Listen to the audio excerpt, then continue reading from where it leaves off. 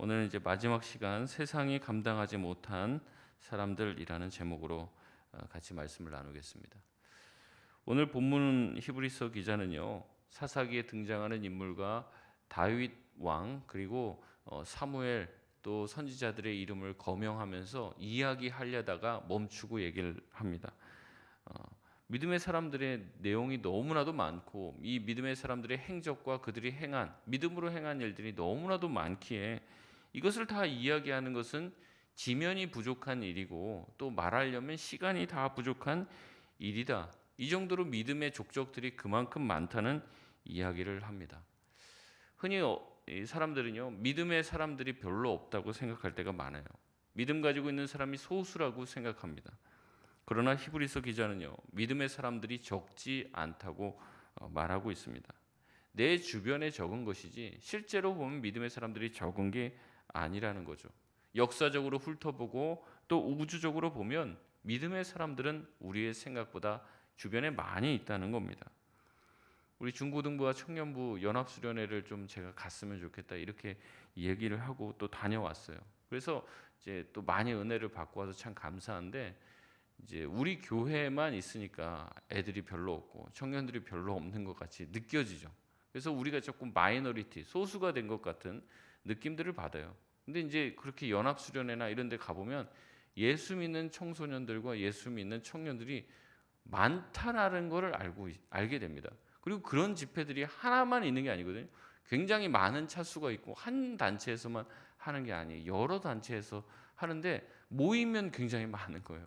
근데 우리가 흩어져 있다 보니까 몇 안 되는 것 같고 뭔가 이게 교회가 쪼그라드는 것 같고 믿음의 사람 하나도 남아있지 않은 것 같고, 그래서 엘리야가 그런 마음을 갖잖아요.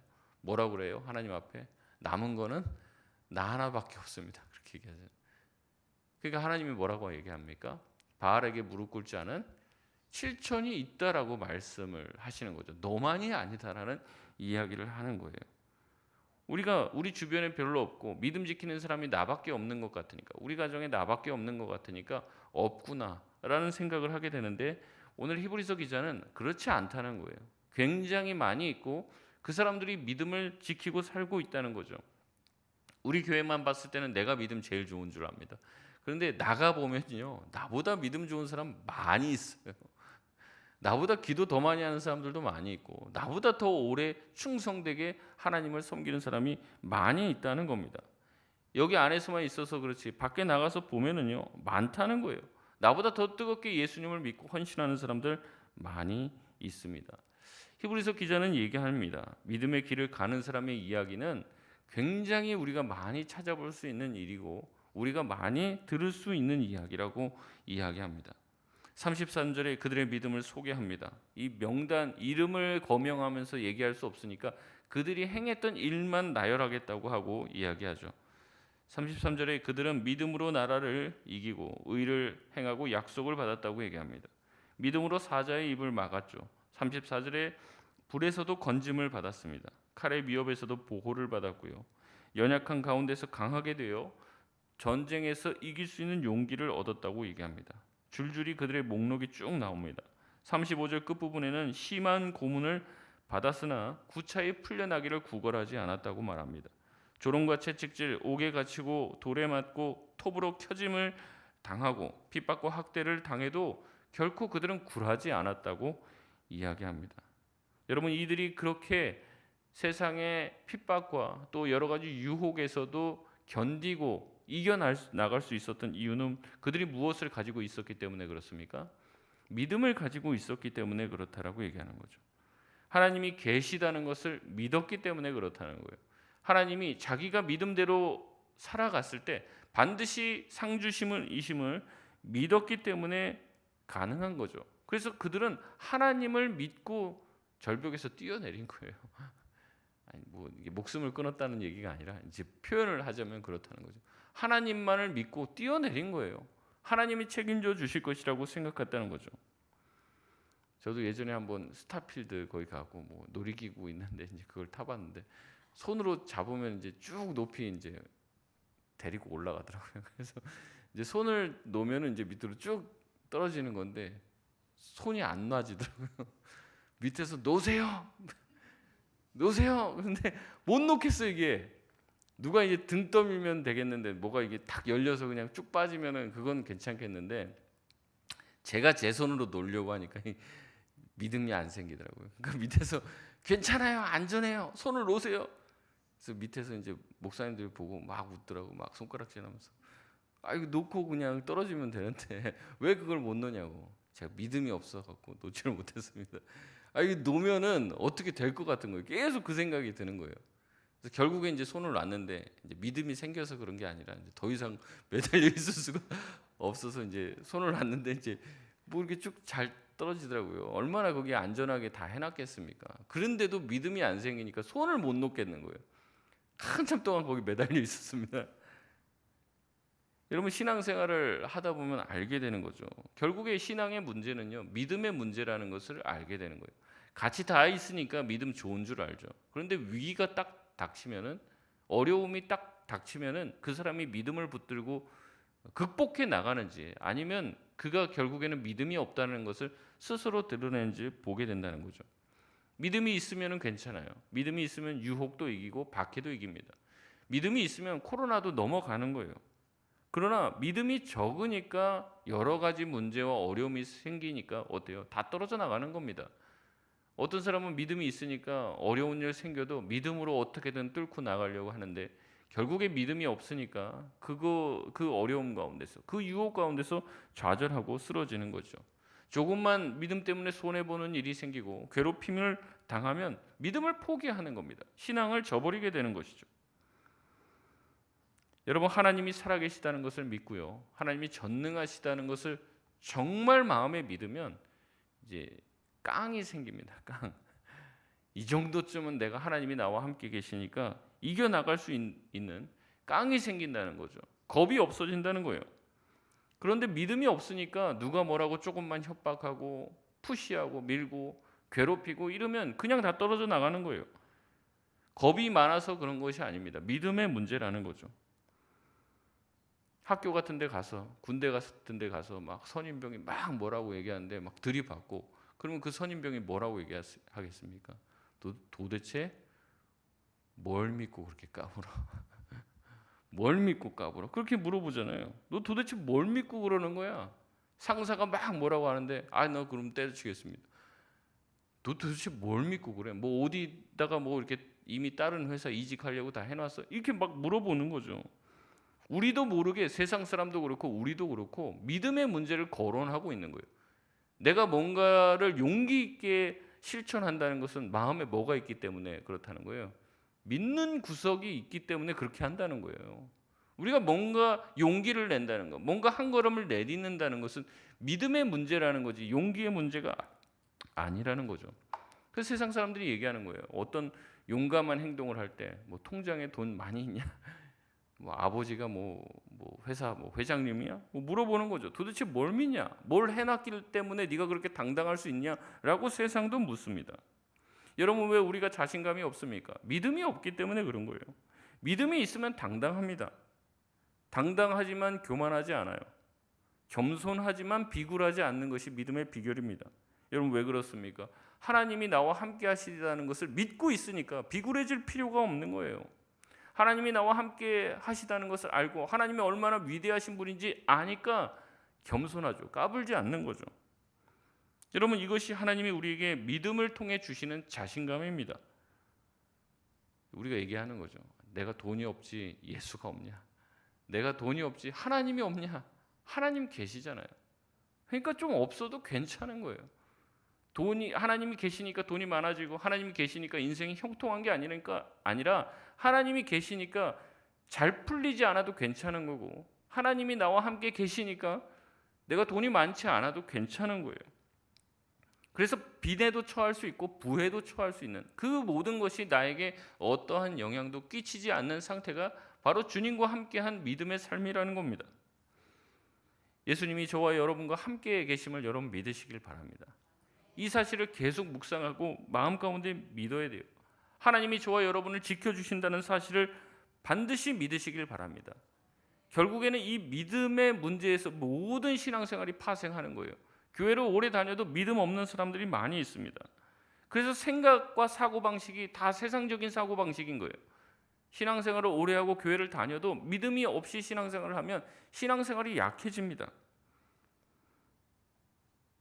여러분, 우리가 믿음을 가지면요, 세상에서 말하는 논리와 방향대로 살지를 않아요. 세상에서 말하는 대로 살지를 않는다는 거죠. 세상이 협박하는 대로 굴복하지 않습니다. 그러니 세상이 그리스도인을 이겨먹을 수가 없는 거예요. 감당하지 못하는 사람이 되는 겁니다.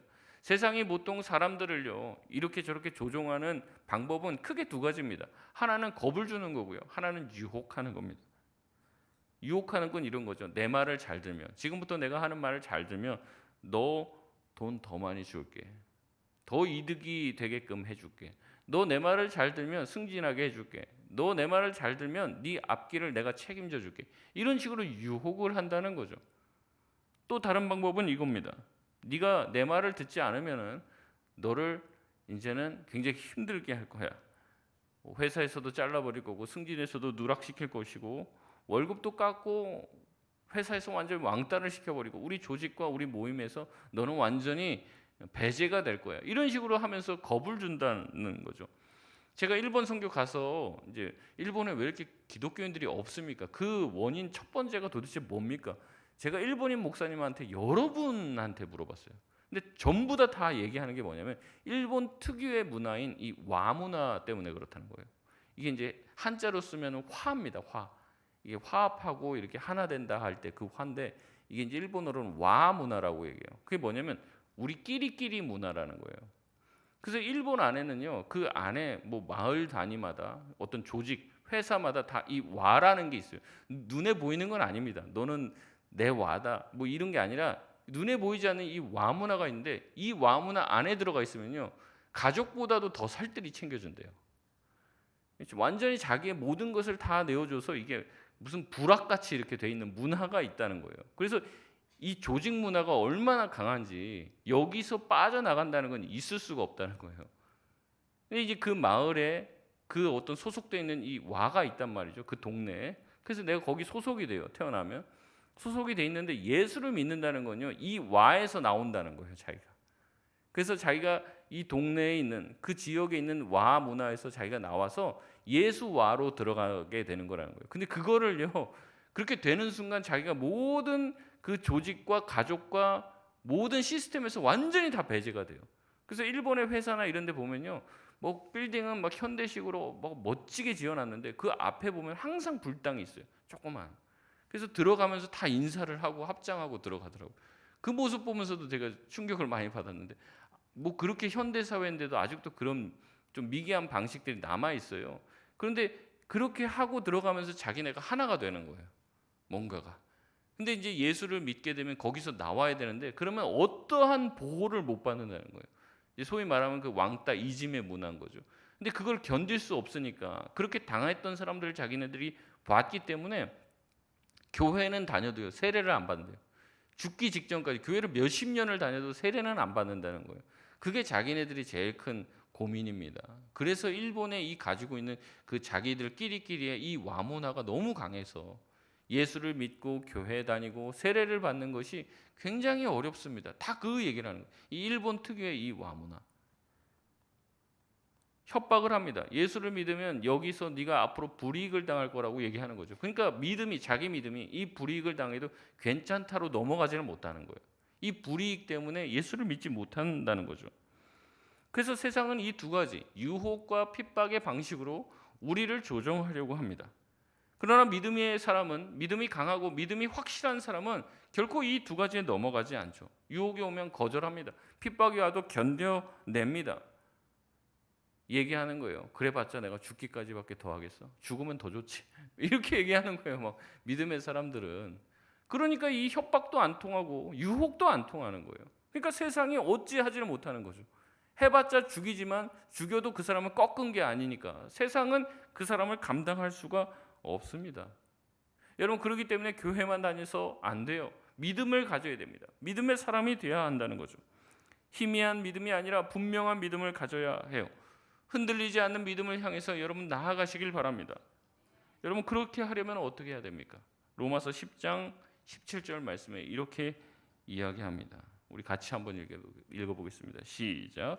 그러므로 믿음은 들음에서 나며 들음은 그리스도의 말씀으로 말미암았느니라. 아멘. 우리가 자주 들었던 말씀입니다. 믿음은 어디에서 나요? 들음에서 납니다. 이 들음은요, 두 가지를 얘기하고 있어요. 귀로는, 첫 번째는 귀로 듣다는 겁니다. 두 번째는요, 그 말씀에 순종하다는 의미를 가지고 있어요. 우리가 애들한테 얘기하죠. 야, 참 제 말 안 듣네. 그 귀로 들었다는 얘기입니까? 순종하지 않았단 말입니까? 순종하지 않는다는 말이죠. 귀로는 들어요. 애가 내가 말하면 귀로는 들어요. 근데 그 말대로 하지 않았을 때 듣지 않는다라고 얘기하는 거예요. 믿음은 어디에서부터 난다는 겁니까? 들음에서 난다라고 얘기했을 때 귀로 첫 번째는 듣는 거고 두 번째는 그 말씀에 순종하는 것을 의미하고 있습니다. 말씀을 듣기만 하면 믿음이 생기는 게 아니에요. 듣고 순종함을 통하여 믿음이 생긴다는 것입니다. 들은 것을 들은 그대로 순종할 때 믿음이 생긴다는 거죠. 그래서 우리가 말씀을 들었다면 반드시 그 말씀, 들은 말씀에 대한 순종의 의무가 생깁니다. 그래서 우리가 그 말씀에 순종함을 통해, 들은 말씀을 순종함을 통해 정말로 순종하게 될 때 내가 들었던 말씀이 실제가 된다는 것을 깨닫게 되고 믿음이 생기게 되는 거예요. 그 말씀을 들으면 어때요? 아, 이게 말씀대로 정말 되는지 안 되는지 궁금하잖아요. 근데 정말 그 말씀을 한번 내가 믿어보자라고 하고 그 말씀대로 순종하며 나아갈 때 그게 현실화되는 것을 보게 되고 그것을 통해 우리 가운데 없었던 믿음이 생기게 된다는 거예요. 하나님의 말씀대로 그렇게 되는지 안 되는지 하나님께서 말씀하신 그대로 행할 때 그게 되는 것을 통해 믿음이 생기게 된다는 거죠. 말도 안 되는 얘기를 할 때가 있어요. 때로는 하나님이 여리고성을 하루에 한 바퀴, 두 바퀴, 그 다음날 두 바퀴 이렇게 마지막 날 다 돌고 나서 마지막 날 와 하면 이게 다 무너지게 된다라고 얘기했을 때 그걸 누가 믿겠습니까? 성은 그렇게 공략하는 게 아니죠. 뱅글뱅글 돈다고 해서 되는 일이 아니에요. 그러나 하나님의 말씀대로 순종하며 나아갈 때 어떻게 되는 거예요? 그것이 현실화되는 것을 경험하게 되는 거예요. 하나님의 말씀을 붙잡고 한번 떨어져 보는 거죠. 그랬을 때 하나님의 말씀대로 되는지 안 되는지를 우리가 보게 되는 것이요. 저도 태생적으로 좀 의심이 많은 사람입니다. 그래서 말씀을 들으면은 딱 그냥 이게 순종하고 딱 믿어지지가 않았어요. 그래서 항상 마음에 의심하고 저게 정말 되는 거야? 아, 정말 저대로 되는 거 맞아? 이런 생각이 자꾸 드는 거예요. 그런 적이 한두 번이 아니었습니다. 근데 인생을 살다 보면 그럴 때가 있잖아요. 제가 뭐 그렇게 많이 살지도 않았지만 어떤 벼랑 끝에 몰리는 어떤 상황이 옵니다. 그래서 뭐 그때는 선택의 여지가 없어요. 그냥 하나님의 말씀을 붙잡고 뭐 진짜 뛰어내리는 방법밖에 없죠. 야, 이거 뭐 정말 뭐 아니면 도다. 되면 되는 거고 안 되면 모르겠다. 이제 뭐 내가 할 수 있는 것도 없어요. 그래서 말씀을 붙잡고 정말 뛰어내리는 거죠. 그때 되는 경험들을 하는 거예요. 하나님의 말씀이 사실이구나. 정말 진리구나. 그 말씀대로 되는구나라는 경험을 하게 됐을 때 믿음이 생기는 거예요. 그래서 다음에 비슷한 일을 경험했을 때 아, 그때도 하나님이 나를 인도해 주셨던 것처럼 내가 주님을 믿고 신뢰하며 나아가면 하나님이 나의 길을 열어주시겠구나. 나의 길을 인도해 주시겠다라는 확신을 가지게 되는 거죠. 그래서 그 다음에도 믿음으로 이겨낼 수 있는 힘이 생기는 거예요. 근데 의심만 하고 계속 계산기만 두드리고 있으면요, 답이 안 나오는 거예요. 그렇게 해서는 믿음을 얻는 길을 걷지 못하는 거죠. 여러분 말씀을 붙잡고 사시길 바랍니다. 여러분 말씀 붙잡고 살아도요. 믿음 가지고 살아도요. 안 죽어요. 안 죽어. 죽을까 봐 우리는 겁나는데 그렇지 않더라는 거죠. 오히려 말씀을 가지고 믿음을 가지고 살 때 정말로 살아나게 되는 경험을 하게 된다는 거예요. 하나님이 나에게 주신 그 말씀대로 살아갈 때 우리 앞에 뭔가 안개가 끼어 있는 것처럼 신앙생활에 진보가 없고 뭔가 확실하지 않을 때 말씀을 붙잡고 나아가면 그 말씀대로 된다라는 확신을 가지게 되고 말씀이 분명하게 우리 가운데 깨닫게 된다는 거죠. 그래서 말씀이 그냥 활자로만 있지 않고 이것이 변하여 나의 믿음이 되고 확신이 되어서 세상의 유혹과 또 핍박을 이겨나갈 수 있는 힘이 됩니다. 그러니 다시 말씀드립니다. 여러분 믿음의 사람이 되시길 바랍니다. 믿음의 모험을 하실 수 있길 바랍니다. 특별히 제가 권면하는 거는 이제 솔로일 때, 청년일 때 해보는 게 좋아요. 이게 뭔가 처자식이 생기고 뭐 이런 뭔가를 하기가 굉장히 어렵죠. 이제 가지고 있는 게 많으니까. 청년의 때일 때 믿음의 경험들을 많이 하실 수 있길 바랍니다. 한번 말씀대로 한번 살아보려고 애쓰고 노력해 보는 거죠. 그랬을 때 말씀이 정말 되는지 아니 되는지를 경험해야 돼요. 이게 쌓여야지 이후의 삶에도 말씀대로 살 수 있는 힘이 생기는 거예요. 그런 경험들을 청년 때 많이 해도 막상 결혼하면 또 달라지는데 그런 경험이 애초에 없다. 그러면 말씀대로 살아가는 것이 참으로 쉽지 않습니다. 여러분 말씀을 가지고 씨름하시길 바랍니다. 말씀을 들었을 때 여러분 마음 가운데 강한 감동과 함께 하나님께서 내 안에 말씀을 주신다는 확신이 있다면 그 말씀을 붙잡고 씨름하실 수 있기를 바라요. 그냥 뭐 되는 거야 안 되는 거야 뭐 어떻게 되겠지 이렇게 넘겨버리지 마시고 하나님이 주시는 그 말씀이 나한테 찔림이 될 때도 있고 감동이 될 때도 있고 확신이 될 때도 있습니다. 그 말씀을 붙잡으시길 바랍니다. 그것은 여러분이 해야 될 일이에요. 여러분이 그것을 통해서 하나님의 말씀이 실현되는지를 아닌지를 확인할 수 있기 때문에 그렇다는 거죠. 여러분 하나님은 살아계시기 때문에 살아계신 하나님의 말씀은 반드시 성취된다는 것을 여러분 믿으시길 바랍니다. 그리고 그 믿음을 가지고 진지하게 기도하세요. 진지하게. 대충 기도하지 마시고. 말씀을 맺겠습니다. 결국에는 믿음이 이깁니다. 믿음을 가진 사람을 이길 수 있는 사람은 없습니다. 그러니 믿음을 가지고 살아야 됩니다. 믿음 없이 살지 말고 믿음을 가지고 사는 길만이 제대로 신앙생활을 하는 것이요. 믿음을 깨닫지 못하고 교회만 다니는 신앙생활을 하는 것은 반쪽도 아닙니다. 신앙 전체의 기독교 신앙의 정말로 10%, 5%도 체험하지 못하는 것이에요. 수박 겉핥기만 하는 거죠. 수박을 깨고 그 두꺼운 껍질을 깨고 들어가서 그 안에 있는 맛을 봐야 되는데 껍질만만 보면서 수박이 참 맛없네 이러고 있는 거예요. 그 안으로 들어가서 정말 믿음의 경지 안에 하나님이 어떻게 불가능을 가능케 해주시는지를 경험해야지 된다는 것이죠. 여러분 말씀을 붙잡으시길 바랍니다. 말씀 위에 서시길 바랍니다. 한번 믿는 것은 제대로 믿으시길 바랍니다. 의심하지 마시고요. 그 말씀대로 되는지 아니 되는지 붙들고 기도하실 수 있기를 바랍니다.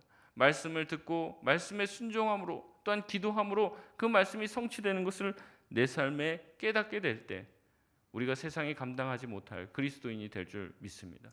그래서 믿음 가지고 사시고 세상의 유혹과 세상의 핍박이 환난이 찾아올 때에도 하나님께서 주신 그 믿음이 반드시 승리하게 된다는 것을 기억하며 주님 주신 믿음, 주님을 붙드는 믿음, 주님의 말씀을 확신하는 믿음으로 살아가며 정말 그 믿음의 그리스도인의 그 반열에 저와 여러분도 등재가 되어 정말 믿음으로 산 이 사람이 어떻게 살았는지를 세상 가운데 보여주는 세상의 롤모델로 살 수 있는 저와 여러분 다 되시길 바랍니다. 우리 찬송